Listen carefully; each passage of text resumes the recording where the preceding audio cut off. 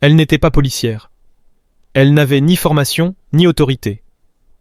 Mais lorsqu'elle vit un homme noir de 62 ans fuir un petit accident de voiture, elle le poursuivit, l'attrapa, sortit une arme et lui tira une balle dans la poitrine.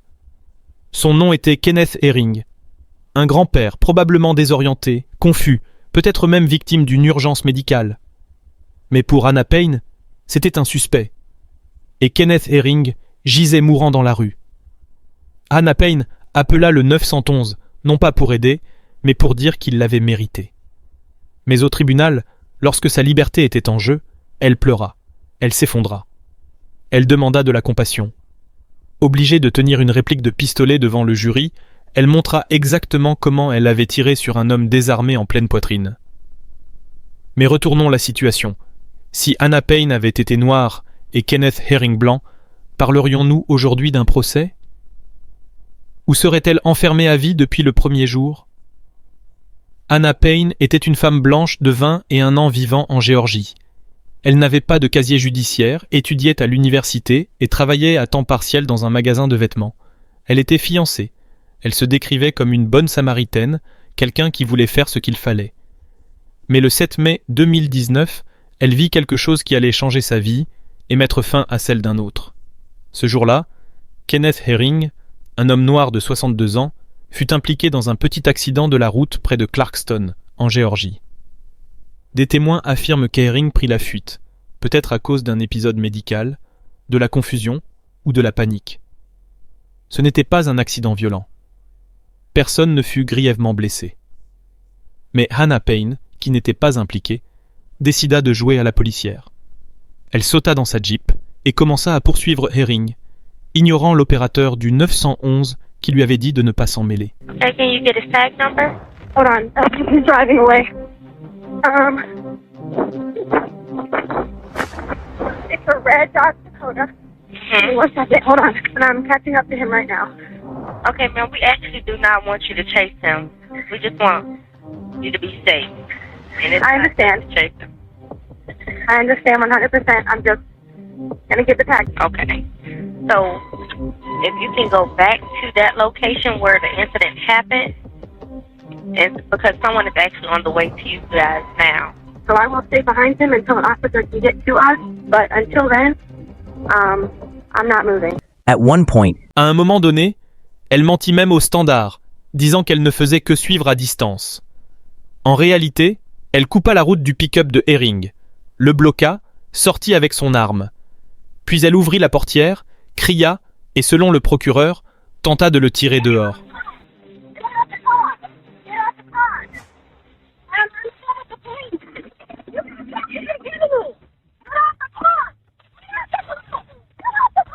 Ma'am.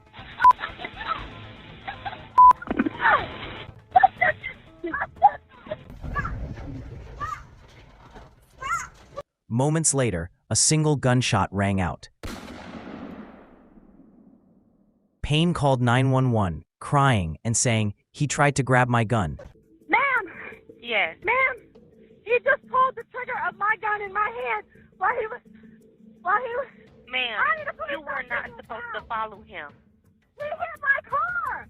There's a police officer down the street. Tell them to come up here now. He pulled the trigger on my gun after he attacked me. Tell the police officer to turn around from the 285 entrance and come up here immediately. There's an ambulance! Quelques instants plus tard, un seul coup de feu retentit. Kenneth Herring reçut une balle dans le bas de la poitrine, côté gauche.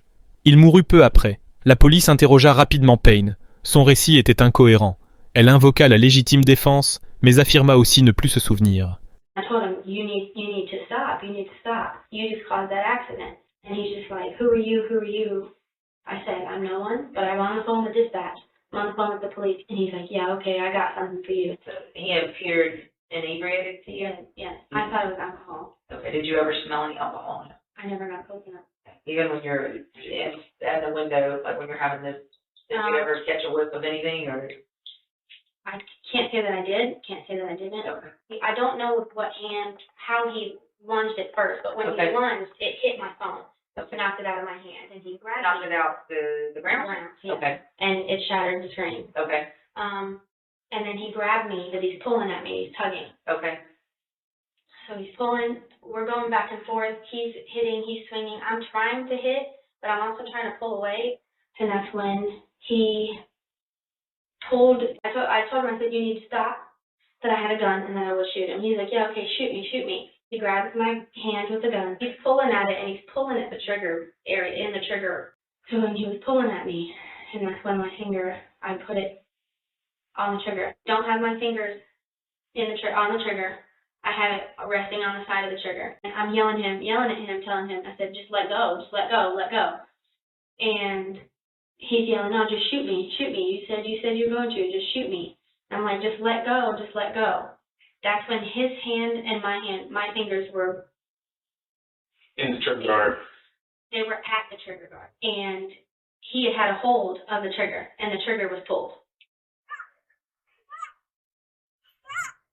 That's when it went off. That went off. How many shots were fired? Just one. Just the one.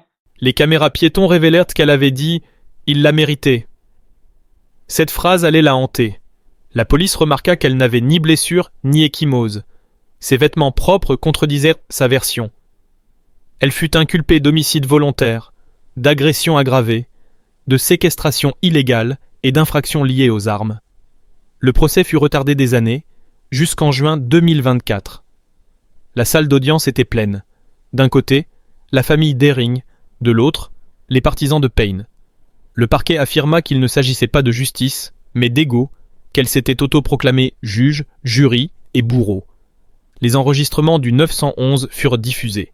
La première conversation de Payne était calme, mais son ton monta rapidement. On l'entendait crier, puis une bagarre, puis le silence. L'un des moments les plus puissants du procès fut lorsqu'elle monta à la barre pour sa propre défense. Le juge autorisa la défense à lui remettre une réplique d'arme. Elle tremblait devant le jury. Ma'am.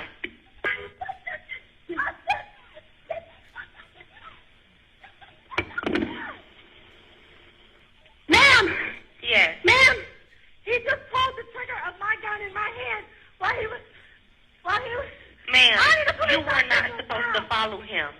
He hit my car! Okay, you got the tag number.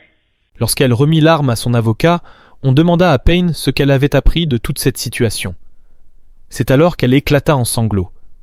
Après avoir traversé cette épreuve et se retrouver ici, au tribunal, y a-t-il quelque chose qu'elle ait appris de cette situation, quelque chose qui soit resté gravé dans son esprit?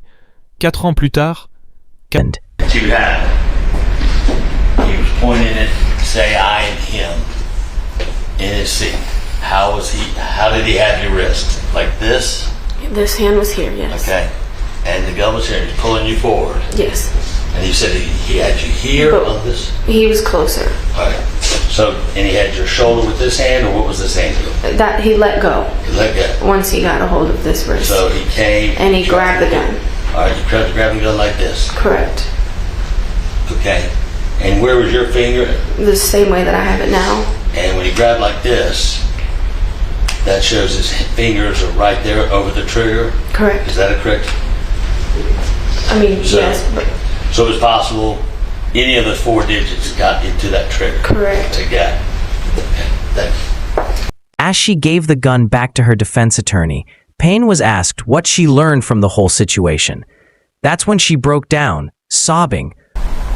Having gone through that situation and here we are in court, is there anything you learned from this situation or that sticks in your mind from all this 4 years later, 4.5 years later?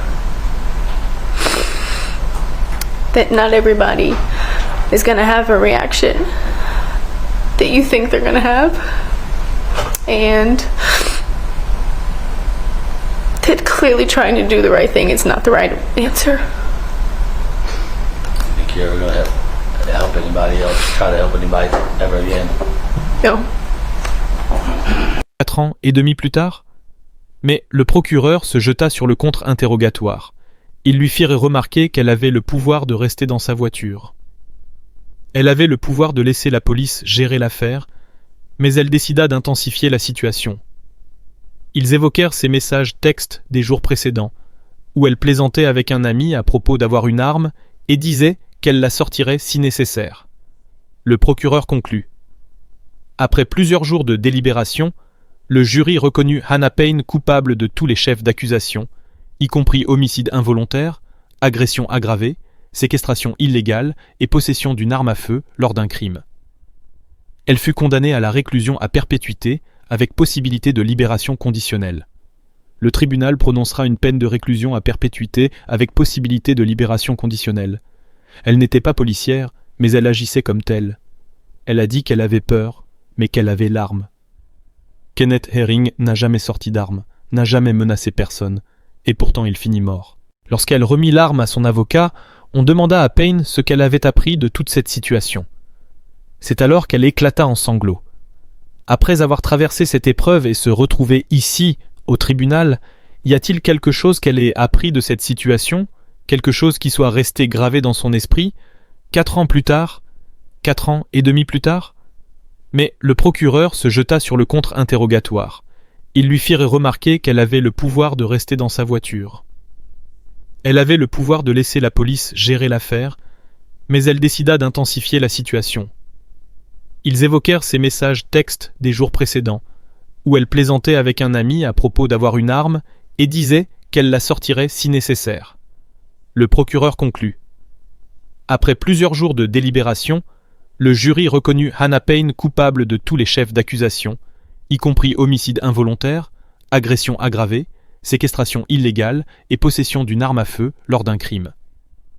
Elle fut condamnée à la réclusion à perpétuité avec possibilité de libération conditionnelle. Le tribunal prononcera une peine de réclusion à perpétuité avec possibilité de libération conditionnelle. Elle n'était pas policière, mais elle agissait comme telle. Elle a dit qu'elle avait peur, mais qu'elle avait l'arme. Kenneth Herring n'a jamais sorti d'arme, n'a jamais menacé personne, et pourtant il finit mort.